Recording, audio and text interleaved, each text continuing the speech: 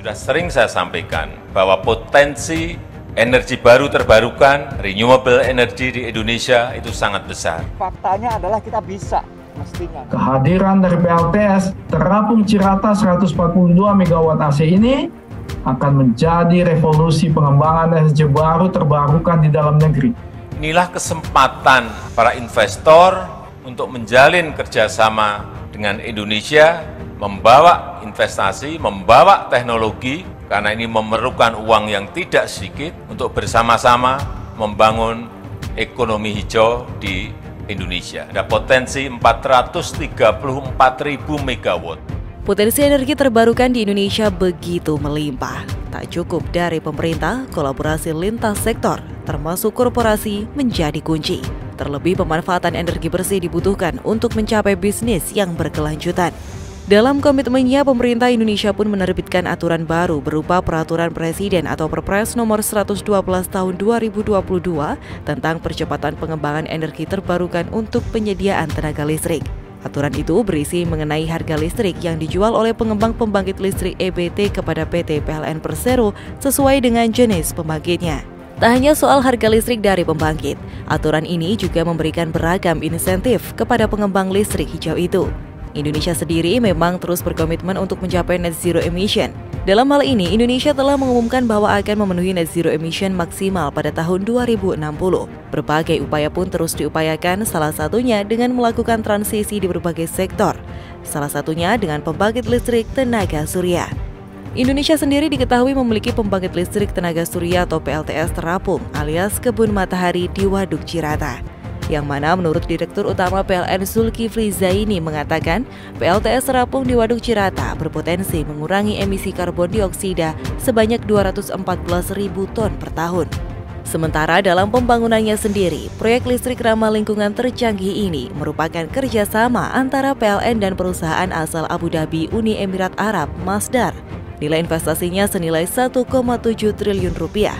Dijelaskan oleh Ridwan Kamil bahwa ini akan menjadi solar panel project se-ASEAN.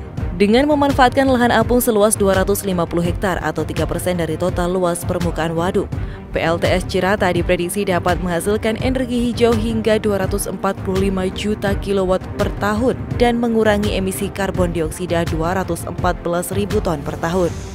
Pembangkit yang menempati area seluas kurang lebih 200 hektar di Waduk Cirata ini akan memasok listrik untuk 50.000 rumah serta menyerap tenaga kerja hingga 800 orang.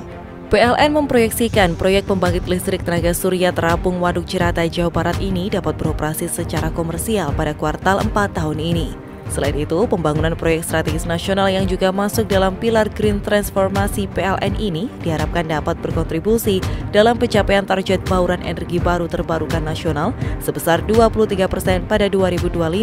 Selain itu, dapat membantu pemerintah dalam menurunkan emisi gas rumah kaca di Indonesia. Dalam dokumen Nationally Determined Contribution atau NDC sebagai tindak lanjut Paris Agreement, Indonesia berkomitmen menurunkan emisi sebesar 29% pada 2030 dengan upaya sendiri dan sampai dengan 41% dengan bantuan internasional.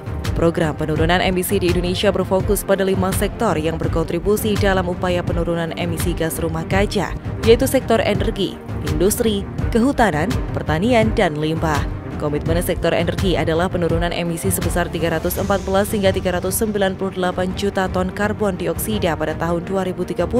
Target 23% energi baru terbarukan dari bauran energi primer dan 17% efisiensi energi dari bisnis as usual energi final. Sementara itu, Sekretaris Jenderal Kementerian ESDM Rida Mulyana mengungkapkan potensi energi baru dan terbarukan atau EBT Indonesia melimpah hingga 3.686 gigawatt jika dikonversi menjadi listrik. Potensi EBT mencakup energi surya, bayu atau angin, hidro atau air, bioenergi, panas bumi, dan laut.